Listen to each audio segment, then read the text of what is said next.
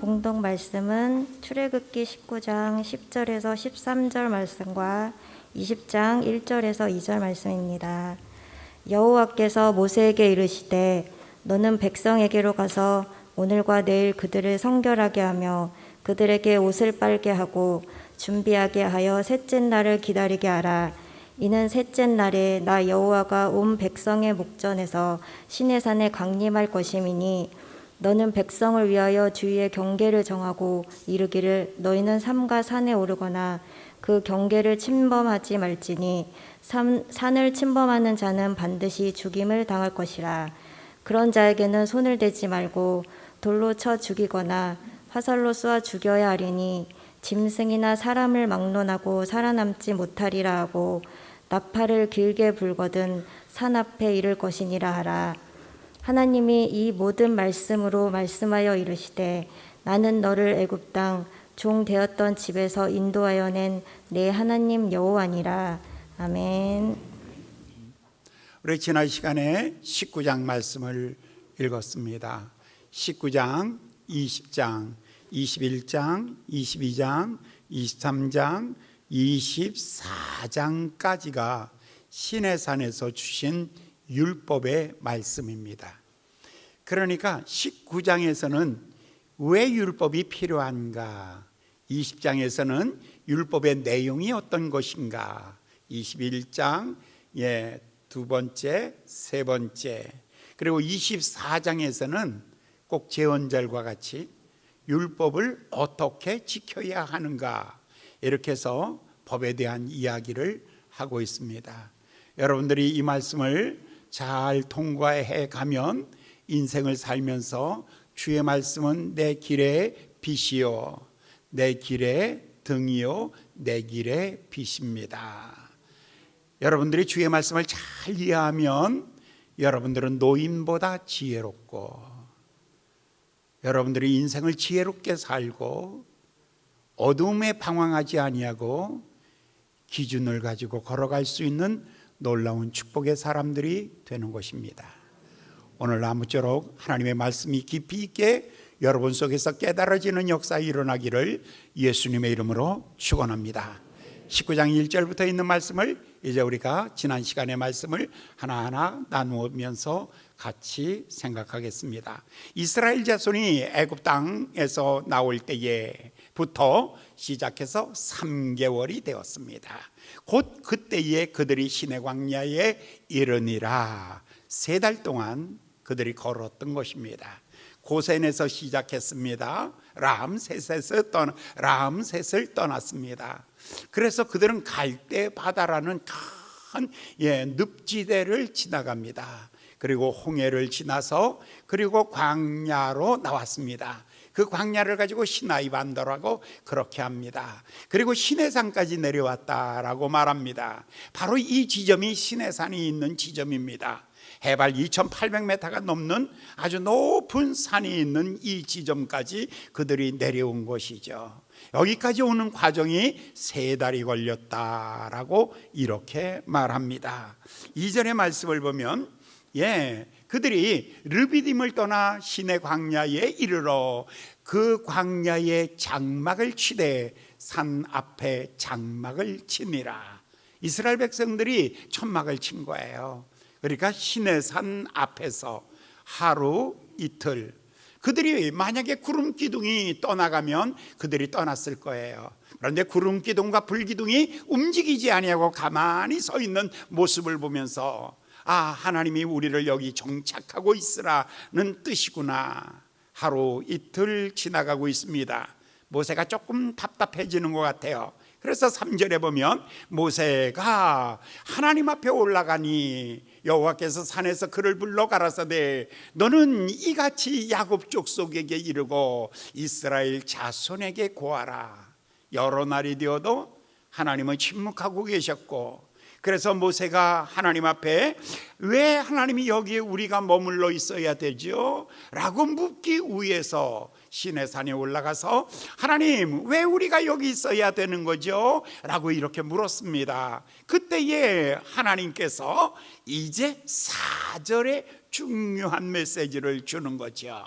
자, 4절에 나의 애굽 사람에게 어떻게 행하였음과 내가 독수리 날개로 너희를 업어 내게로 인도하였음을 너희가 보았느니라. 너희가 보고 경험한 것 3달 동안, 그러니까 애굽에 있을 때의 일과 그리고 광야길 3달 동안 걸어온 것들을 내가 너희를 인도한 것을 너희가 보았느니라. 너희가 경험하였느니라. 오늘 우리 여기 이 자리에 있습니다. 내가 왜 여기 있을까?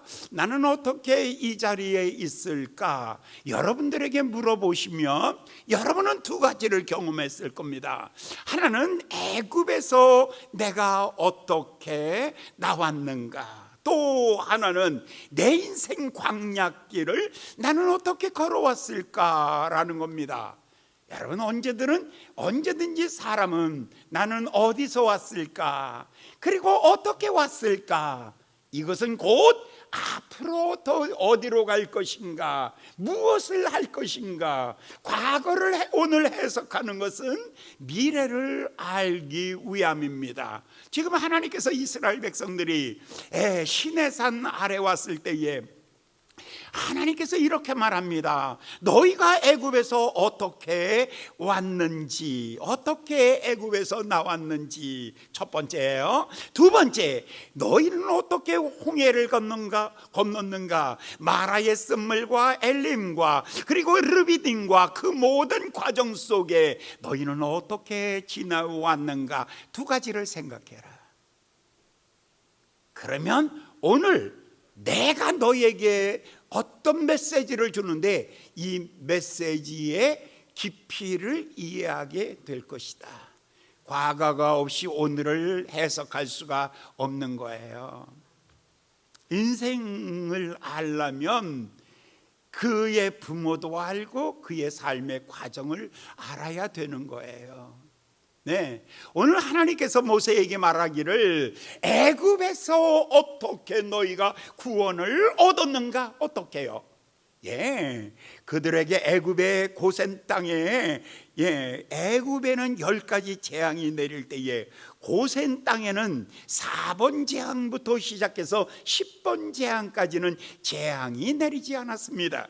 그리고 마지막 날 밤에는 어린 양의 보혈을 문설주의 발름으로 말미암아 이스라엘 백성들이 장자들이 죽지 아니하고 모두가 다 구원되는 역사를 경험했습니다.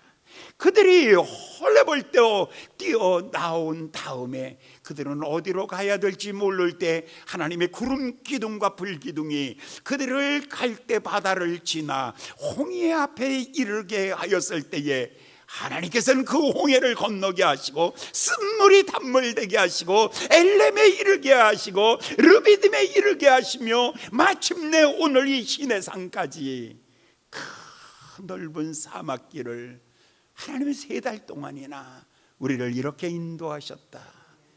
여기서 무언가를 하나님이 메시지를 주기 위함이다 라고 이렇게 말하고 있는 것입니다. 핵심 메시지가 뭡니까? 이 시간 동안 나는 애굽 사람에게서 어떻게 행하였음과 내가 어떻게 독수리 날개로 너희를 업어 내게로 인도하였음, 이 2가지 사건으로 우리는 하나님이 누구시라고 말할 수 있을까? 5절입니다. 세계가 다 내게 속하였나니, 이걸 자신 있게 말할 수 있어요. 애굽을 통치하는 자는 파라오가 아니라 바로 하나님이시오.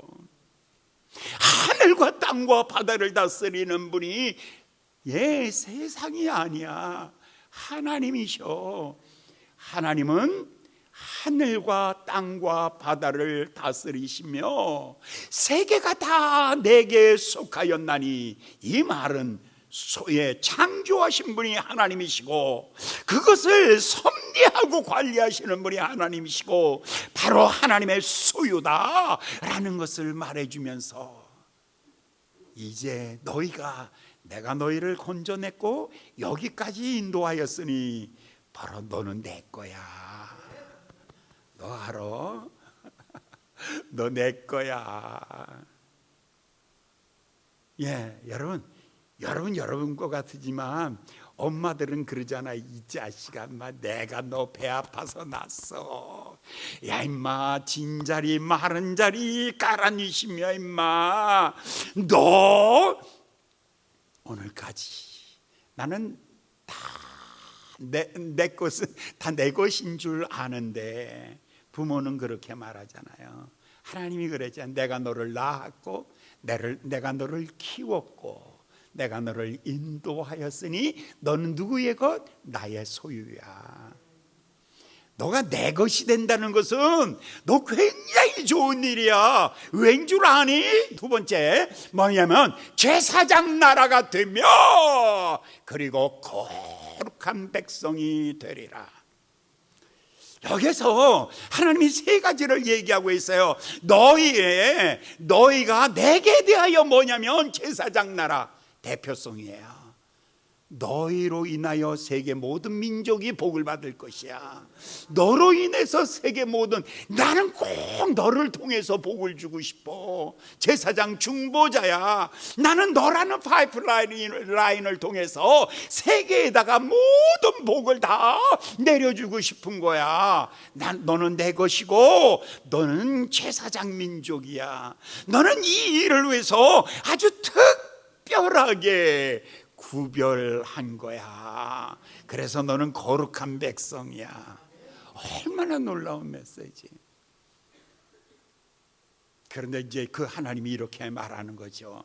너희가 지금 시내산 밑에서 정착하고 있는 것은 이제 이 시내산에 올라와서 내가 너에게 왜 여기까지 인도했는가를, 왜 내가 너에게 은혜를 베풀고 왜 내가 구하지 아니한 것까지도 내가 너에게 주었는데 그 준 이유를 말하고 싶어. 복을 받아도 복 받은 이유를 알고 받으면 방종하지 않아요. 사람이 돈이 있어도 그 돈이 왜 있는지를 알면 방종하질 않아요. 공부를 해도 왜 내가 공부해서 탁월한 사람인가를 알면 교만해지질 않는다니까요.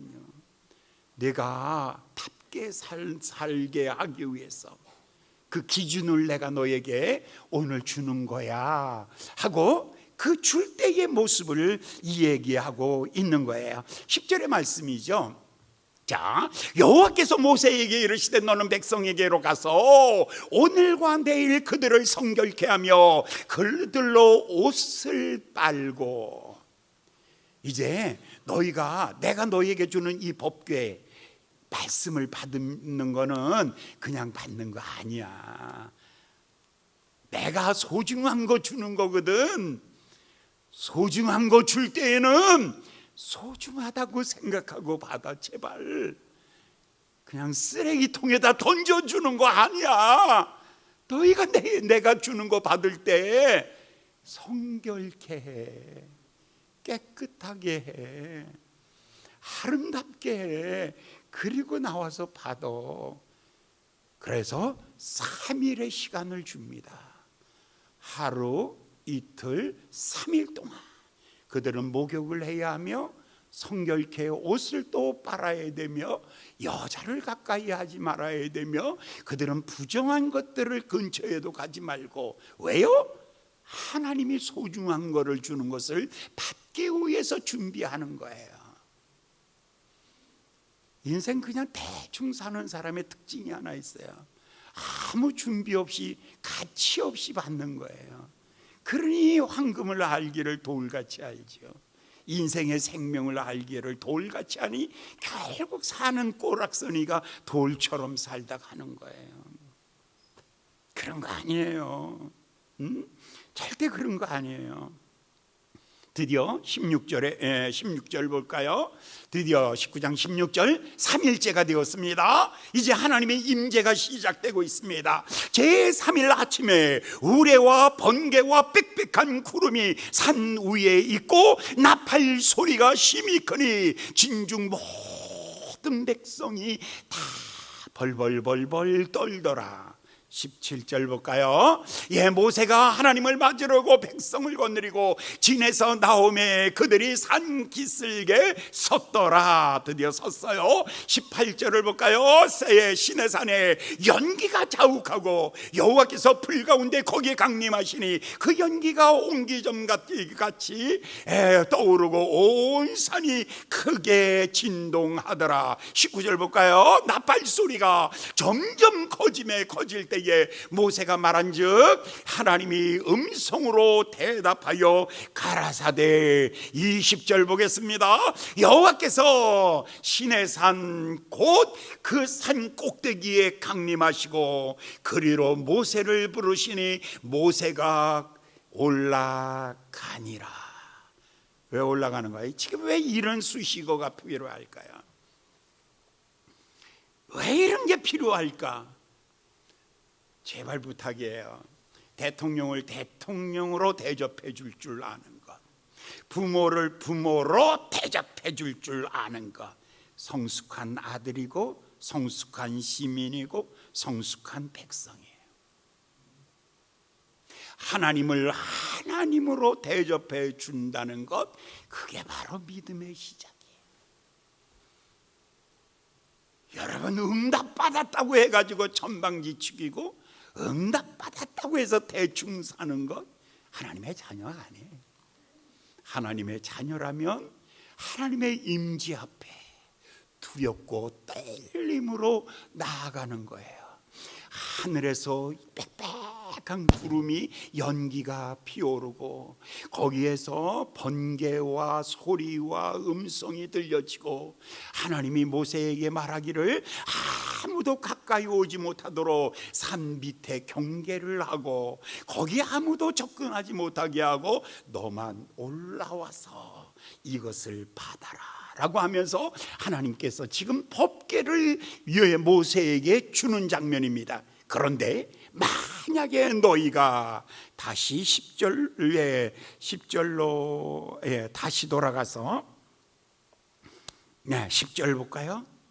여호와께서 모세에게 이르시되 너는 백성에게로 가서 오늘과 내일 그들을 성결케 하며 그들로 옷을 빨고 깨끗하게 옷을 준비하고 입고 나와섰으라. 그리고 제3일에 내가 하늘에서 임재하여 너에게 이 법을 줄 것이다. 이 선포 수요, 헌법 수요식 장면입니다. 이게요, 이게 헌법 수요식을 지금 하고 있는 장면입니다. 여러분들은 하나님 앞에 말씀을 받을 때 어떤 모습으로 받았는지 정말 다시 한번 하나님을 하나님으로 대접하고 받았는지. 예전에 제가 담임 목사 취임식 날 이제 교회 열쇠를 담임 목사님에게 드리겠습니다 하니까 저 그때 30살이었는데 우리 교회에 원로 장로님이 계신데 그분이 80, 90 다 되신 분이에요. 근데 내가 이렇게 서 있는데 저 뒤에서 교회 열쇠를 가지고 나오는 거예요. 교회 열쇠를, 권한을 이제 열고 닫는 모든 권세를 목사님에게 위임합니다라고 갖고 오는데 이렇게 갖고 오는 거예요. 그런데 그 노인네가 잘 걷질 못해. 이렇게 다리가 흔들려서 이렇게 걷는 거예요. 그 교회 제일 나이 많은 분이에요. 이렇게 하고 오는데 거의 한 10분 동안 오는 거예요. 그런데 모든 사람이 다 가만히 앉아서 그 모습을 보고 나도 그 모습을 보는 거예요. 이게 빨리 목사님, 이거 목사님한테 드리는 권한이니까 받으세요 하고, 이게 아니에요. 하나님 앞에 드리는 그 장면이 얼마나, 어떡하나 저거 올라올지어다 아멘, 올라올지어다 아멘. 어머, 큰일 났네. 사람이 그런 거예요. 지금 모세가 그 모습이에요. 그런데 만약에 이 선을 넘어서 들어가는 것은 하나님을 향한 공격이라고 하나님이 생각하는 거예요. 13절. 하나님이 어떻게 지금 반응하시는가를 봐요. 만약에 짐승이나 사람이나 그 사람이 11, 12절에서 그들이 그 선을 넘어서 그 하나님 앞으로 뛰어나오면 그를 죽여라. 그런데 손을 그에게 댐 없이 그런 자는 돌에 맞아 죽임을 당할 거나 화살을 쏴서 죽임을 당하리니 짐승이나 사람을 물어나고 살지 못하리라. 나팔을 길게 불거든 산 앞에 이를 것이니라. 여기서 지금 하나님께서 이들이 전부가 다 뭐냐면 뭐라 그랬어요? 성결하라 그랬어요. 성결하라고. 아니, 옷도 갈아입었어요. 그리고 목욕도 했어요. 그리고 머리도 했겠죠. 아름답게 하고는 하나님 앞에 와서 섰는데도, 그런데도 그 손을 넘어 들어가지 마라. 그래도 그것은 완전한 성결이 아니란다. 이 말씀을 예수님이 해석하셨습니다. 예수님이 탁월하게 이 말씀을 해석하셨습니다. 누가복음 13장에 보면 이렇게 말합니다. 가라사대 가서 저 여우에게 이르되 오늘과 내일 내가 귀신을 쫓아내며 병든 자를 낫게 하다가 제3일에는 완전하여 지리라. 이게 무슨 말인가? 도무지 여러분 연결이 안 될 거예요. 지금 예수님이 뭐를 생각하고 있냐면, 바리새인 중에 하나가 예수님께 뛰어왔어요. 그러면서 이렇게 말하는 거죠. 헤롯이 당신을 죽이려고 하니 빨리 예루살렘을 벗어나십시오. 아마 오늘 잡히면 죽을 수 있습니다. 예수님 빨리 숨으세요 라고 말하니까 예수님이 엉뚱한 이야기를 하는 거예요. 가서 저 여우에게 이르라. 오늘과 내일 내가 귀신을 쫓아내며 병든 자를 낫게 하다가, 여러분 귀신을 쫓아내고 그러면 정신이 성결해지겠죠. 병든 자를 고치면 몸이 성결해지겠죠. 그러나 인생은 완전한 성결이 없습니다. 인생이 하나님 앞에 완전한 성결은 언제 생기냐면 제3일에 예수님이 십자가에 죽으시고 부활하심으로 말미암아 그 은혜가 있기 전에는 아무리 목욕을 한다 할지라도, 아무리 새 옷을 입는다 할지라도, 아니 귀신을 쫓아내고 병든 자를 고친다 할지라도 예수 피가 아니면 하나님 앞에 아무도 설 수 없는 자들. 지금 이 이야기를 하고 있는 거예요. 구약과 신약은 서로의 시간은 1500년의 시간이 나누어져 있지만, 그러나 그 정신은, 그 흐름은 완전히 일치하고 있는 모습을 보게 되는 거죠. 시내산에서 모세의 메시지와 지금 예수님의 메시지가 1500년의 시간차가 있는데, 그 시간차를 극복하여 어떻게 하나님이, 우리는 이렇게 생각하죠. 아니 시내산에 하루 이틀 동안 뭐 하라고요? 옷을 갈아입어라, 빨래를 해라, 목욕을 해라, 여인을 가까이 하지 마라, 부정한 것을 만지지 마라, 그리고 와서 서라. 그런데도 하나님 보시기에 그 선은, 하나님이 원하는 선, 거룩 속에는 못 들어오는 거예요. 그래서 죽여라 라고 말한 거예요.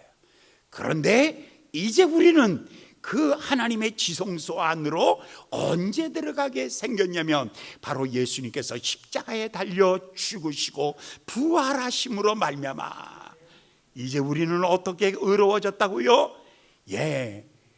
물 가지고 할 수 없고 불 가지고 태울 수 없는 것, 내 안의 모든 죄를 예수 피로 정결하여 지는 것입니다. 할렐루야, 할렐루야. 지금 구약의 메시지가 이거예요.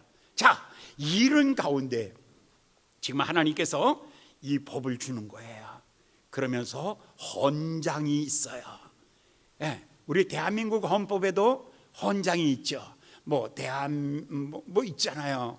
예, 헌장이 있어요. 오늘 20장 1절 2절 보면 헌법에 율법의 헌장이 나와요. 하나님의 이 모든 말씀으로 일러 가라사대 2절, 나는 너를 애굽 땅 종되었던 집에서 인도하여 낸 너의 하나님 여호와다. 이게 선언이에요. 이게 헌법 전문이에요. 대한민국은 어디예요? 대한민국 헌법은 어떻게 써 있어요? 우리는 상해 임시정부와 그리고 4.19 혁명을 계승하여 오늘 자유 대한민국을 만들고 이 헌법의 기초다. 두 가지 정신이 있어요. 하나는 그 상해 임시정부의 정신과 또 하나는요 4.19 자유민주주의를 향한 그 정신이 있어요. 근데 요즘에 이 헌법 전문에다 뭐를 넣자고 지금 한참 민감한 게 어디예요? 광주 사태를, 광주의 피 흘림을 여기다 너 헌법 전문에 놓아야 된다라는 거 가지고 지금 싸우고 있는 거예요. 그런데 율법, 헌법, 율법이라는 법의 전문에는 어떻게 써 있냐면 바로 이렇게 써 있는 거예요. 이유가 뭐냐면 나는 너를 애굽 땅 종되었던 집에서 인도하여 낸 너의 하나님 여호와다. 그러므로 나 외에 다른 신을 섬기지 마라. 1조. 우상을 만들지 마라. 2조. 내 이름을 망령되이 일컬지 마라. 3조. 안식일을 기억하여 거룩하게 지켜라. 4조. 이게 뭐냐면 이 헌법의 근거가 뭐냐면 왜 나를 존경해야 하는가, 왜 나를 경외해야 하는가, 그 이유를 전문에다 쓰고 있는 거예요. 나는 누구라고요? 너를 애굽 땅 종되었던 집에서 인도하여 낸 하나님이다. 오늘 이 법은 누구에게 준 것이냐면 태어난 사람에게 준 거예요. 만약에 하나님이 모세가 애굽 땅에서 종살이하고 있을 때 하나님이 나타나서 이 법을 주면서 야, 십계명을 갖고 왔어요. 하나님이 주면서 너 이 법 지킬래? 너 이 법 지키면 내가 너를 애굽에서 바로에게서 구원해서 내가 너를 저 가나안 땅에도 인도할 거야. 너 이거 지킬래? 하나님이 그렇게 하지 않았어요. 애굽에서 건져낸 것은 하나님이 그 장면은 이거였어요. 압권이에요. 모세에게 하나님이 나타나서 이렇게 말하죠. 나는 여호와다. 나는 아브라함의 하나님, 이삭의 하나님, 야곱의 하나님. 내가 그들에게 언약하였다. 나는 그 언약을 기억하여 오늘 너의 백성을 애굽에서 건져나기 위해서 오늘 왔느니라. 하나님이, 여러분 좀 똑똑하게 들으셔야 돼요. 이런 거는 놓치지 마시고, 이런 거는 별표 막 하고 여기다 막 비행기표 하고 빨간 줄 막 긋고 다 외우면 그냥 찢어서 막 먹고 그럴 정도로 외우셔야 돼. 이게 뭐냐면 하나님께서 이스라엘 백성들이 애굽에서 종살이할 때 그때 법궤를 갖고 와가지고 이 법을 지키면 내가 너를 구원하리라 말하지 않았다는 거예요. 그때 모세에게 찾아온 것은 뭐라고 말하냐면 하나님이 이렇게 말씀하십니다. 아브람과 이삭과 야곱과 맺은 언약을 기억하여. 그러니까 너희가 애굽에서 건져낸 것은 너희가 뭐를 했기 때문이 아니라 내가 언약을 기억하여. 그러니까 순전히 이건 다 뭐냐면 내 은혜로 구원받았다. 구원은 은혜로 받은 것이다. 네 조상 아브람과 맺은 언약을 500년 전에 맺은 그 언약을 내가 500년의 세월이 지나 내가 오늘 너희를 구원하기 위하여 오늘 왔다. 그러니까 출애굽은 뭐라고요? 네? 언약을 지키시는 하나님. 그래서 하나님이 구원했어요. 그런데 오늘 지금 나타나서 이 법은 왜 주는 거예요? 왜? 이제 너희는 종이 아니라 이제 너희는 자유롭게 살아가야 되는 자유시민이야. 자유시민은 기준을 가지고 살아가는 거야. 그 기준이 뭐냐면 하나님을 향하여, 부모를 향하여, 동네 사람들을 향하여 우리는 이런 기준으로 살아가야 되는 거야 라고 하면서 하나님께서 그때 법을 주시는 것입니다. 그래서 이 법을 주시는데 20장에서는 도덕법을 주십니다. 도덕. 오늘 20장에 다음 주간에 이제 그 내용이 더 구체적으로 이제 도덕법의 구체적인 내용이 나오죠. 그래서 도덕법을 주십니다. 도덕. 그 다음에 두 번째 21장, 22장, 22장까지는 시민법을 주십니다. 이 시민법은 군대 보낼 때에, 돈 있는 사람이 돈을 꿔줄 때에, 남에게 돈을 꿔줄 때에, 남이 나를 때렸을 때, 폭행했을 때, 내가 남의 것을 도적질했을 때, 이게 서로 간의 분쟁, 시민법이 2장에 걸쳐서 나타납니다. 그 다음에 세 번째는 제사법이 나옵니다. 제사법은 뭐냐면 너희가 그렇게 열심히 살아도 우리가 실수하고 넘어진다. 그러면 그 죄는 어떻게 용서받는가? 사면법입니다. 어떻게 우리는 복권하는가? 복권법입니다. 어떻게 우리는 회복하는가? 회복하는 방법까지.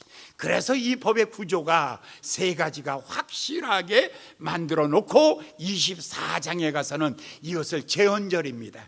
그래서 이것을 수요하는 식을 시내산에서 합니다. 이 법을 들고 쫙 내려올 때 빽빽한 구름 사이에 하나님의 영광이 임재한 가운데 모든 백성들이 아멘, 아멘, 아멘 함으로 이 법을 지키기로 서약을 합니다. 그리고는 이 법이 이제 통과된 거예요. 그래서 법대로, 기독교는 뭐냐면 인치가 아니에요. 사람이 다스리는 게 기독교가 아니에요. 기독교는 시스템이 움직여지는 게 시스템이 아니에요. 기독교는 뭐냐면 법치예요. 하나님께서 법을 주시고 누구든지 그 법을 지키면서 살아가게 하는 거예요. 여러분, 가장 오래된 법이 어디서 시작되고 있다고요? 지금 율법이 여기서 시작된 거예요.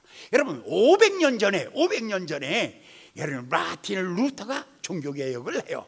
마틴 루터는 법대 로스쿨 출신이에요. 법대를 나온 사람이에요.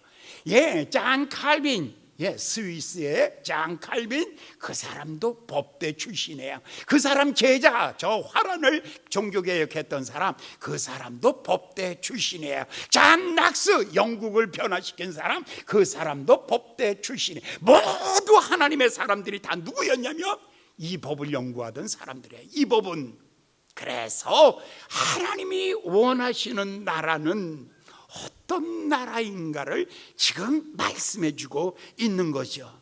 그래서 하나님이 만드시는 나라, 세상에 그 많은 나라가 있는데 그거는 자연법의 나라고, 그런데 오늘 하나님의 법에 이거는 대안법이에요. 신법이라고 그렇게 말하죠. 하나님의 신법에 의해서 만들고 싶은 나라가 있는데 그 나라에 대한 법을 지금 시내산에서 하나님께서 주시는 것입니다. 이제 드디어 이 법을 모세가 받습니다. 그런데 법이 나쁜 게 아니에요. 어떤 분이 그러더라고요. 경찰관이, 목사님, 그 우리나라는요 신호등이 너무 많아서 법을 안 지켜요. 신호등 안 지키는 이유가 너무 많아서 안 지켜요. 그 무슨 소리예요? 그거 다 지키던 집에 못 가. 약속 시간에 못 가. 그래서 오늘 우리가 그런 거죠. 오늘 하나님의 법이, 많은 사람들이 그래. 예수 믿으면 뭐 하지 말라는 게 그렇게 많다는 거야. 하지 말라는 게 그렇게 많대. 그래서 교회 나가기 싫대. 주일날 교회에 나가면 뭐 하지 말라. 그래서 예수 믿기 싫대. 오늘 그러나 여러분들이 예수를 믿는다는 것은 무엇과 같으냐면, 오늘 이 율법은 내게 있어서 도구를 하나님이 하나 주시는 거예요. 이거는 뭐냐면, 도구가 있어야. 이 만약에 자가 없으면 반듯한가를 몰라요. 저울이 없으면 무게를 몰라요. 자가 없으면 길이를 모르고, 이거 없으면 무게를 모르듯이, 오늘 이 율법이 없으면 무엇이 정인지 무엇이 악인지 구분이 안 되는 거예요. 빛이 쫙 들어오면 알듯이, 오늘 하나님의 말씀이 여러분 속에 있으면 해야 될 것과 하지 말아야 될 것이 구분되어지기 시작하는 거예요. 이게 바로 놀라운 축복이에요. 혼돈의 세상 속에서 유혹하는 혼돈이 얼마나 많은지 몰라요. 오늘 지금 세상은요, 완전히 바벨탑 세상이에요. 바벨이라는 뜻은 혼돈이에요. 무척 혼돈이에요. 그 혼돈 속에서 내게 주신 가장 놀라운 축복은 뭐라 그럴까? 빛이 들어와 있다는 거예요. 하나님의 빛이 들어와 있으면 이것은 어둠이었다, 이것은 나쁜 거야 라고 스스로가 결정할 수 있는 능력이 있는 거예요. 오늘 아침 여기까지 했어요. 근데 지금 시간이 많이 가서 진짜 중요한 건 4가지, 도구 4가지거든요. 하나는 정죄의 도구, 하나는 그리스도에게로 가는 도구, 세 번째로는 성화의 도구, 4번째는 영광의 도구다라고 했는데, 요거는 수요일 저녁에 나오는, 이게 완전 중요한 거라서 낮에는 다 얘기를 못해. 낮에 얘기하면 그냥 아무나 막 갖고 가. 그래서 비싼 줄을 몰라. 그래서 수요일 저녁 나오는 사람에게만 아주 이 율법이 어떤 도구로 써야지 되는가. 여러분, 도구로 쓸 줄 안다는 것이 인간이에요. 여러분, 도구를 사용한다는 것이 영장동물이라니까. 다른 동물들은 도구 쓸 줄 몰라. 그래서 코끼리는 깨끗한다는 게 이것만 쓸 줄 알아. 그냥 인간이 다른 거는 다 사용이 가능한 거야. 그런데 여러분들이 이제부터 뭐를 사용할 수 있는 거냐면, 여러분들의 지혜를 동원해서, 만약에 여러분들이 법을 사용할 줄, 법을 도구로 쓸 줄 안다면 여러분들이 인생을 탁월하게 사는 것입니다. 수요일 저녁에 배울 겁니다. 한번 따라해 보실래요? 법을 도구로 쓰면 탁월해진다. 옆 사람한테 가르쳐 드리세요. 당신도 탁월해지십시오. 시작. 반응이 없어? 도무지 옆에 앉은 사람이 반응이 없으면 하나님께 맡깁니다. 그래, 하나님께 맡깁니다. 기도하겠습니다. 자비로우신 귀하신 아버지 하나님, 오늘 시내산에서 이스라엘에게 말씀을 주고 계십니다. 아버지 하나님의 이 말씀은 정의, 정죄의 도구가 되며, 아버지 하나님의 그 도구를 이용하여 이스라엘 백성들이 하나님의 영광스러운 삶을 살아가도록 하나님이 주신 놀라운 축복입니다. 그러므로 이제부터 이 말씀을 아버지 하나님의 의미 있게 받아들이고 사용할 줄 아는 놀라운 하나님의 사람들이 될 수 있도록 축복하여 주시옵소서. 예수님의 이름으로 간절히 기도하였나이다. 아멘. 잘 되십시오. 끝까지 잘합시다. 고맙습니다. 감사합니다.